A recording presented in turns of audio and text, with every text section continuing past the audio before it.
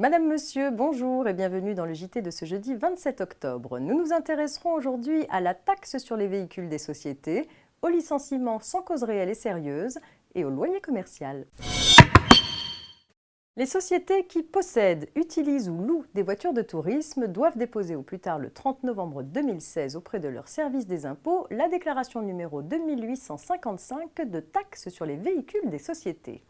La déclaration de TVS permet de calculer la taxe pour la période d'imposition allant du 1er octobre 2016 au 30 septembre 2017 et de la payer. Son montant est calculé en fonction des émissions de CO2 ou de la puissance fiscale du véhicule.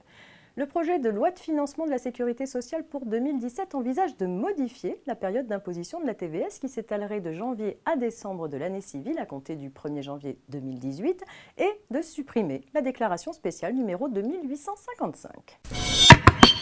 En cas de licenciement sans cause réelle et sérieuse, le salarié ayant au moins 2 ans d'ancienneté a droit à une indemnité versée par l'employeur qui ne peut pas être inférieure à ses 6 derniers mois de salaire. Cette indemnité minimale pour un licenciement sans cause réelle et sérieuse n'est due que par les entreprises employant au moins 11 salariés. Dans les autres entreprises, le même salarié a droit à une indemnité calculée en fonction du préjudice subi sans aucun montant minimal. Question: cette différence de traitement est-elle conforme à la Constitution ?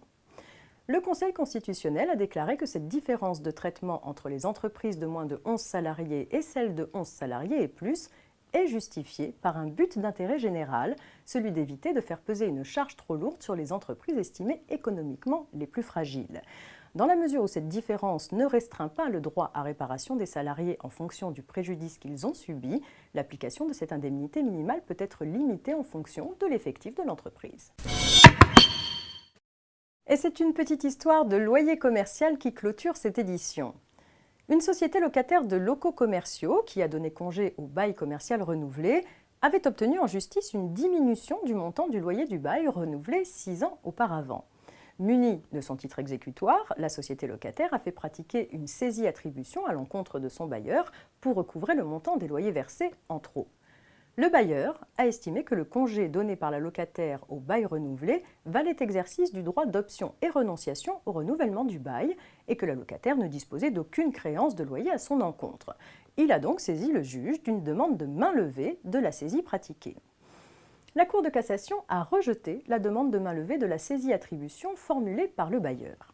Elle a déclaré que si, jusque dans le délai d'1 mois suivant la signification de la décision définitive qui fixe le montant du loyer du bail renouvelé, le bailleur ou le preneur peuvent opter pour le non-renouvellement du bail, ce délai n'empêche pas l'exécution de cette décision définitive fixant le loyer qui peut être poursuivi tant que le droit d'option n'est pas exercé. Puis, elle a affirmé que le congé donné par la locataire, mettant un terme au bail 6 ans après son renouvellement, ne peut pas être interprété comme une renonciation au renouvellement du bail. La décision définitive des juges fixant le montant du loyer du bail renouvelé constitue bien un titre exécutoire qui permet à la locataire d'agir à ses risques et périls en exécution forcée pour recouvrer le trop-perçu des loyers versés.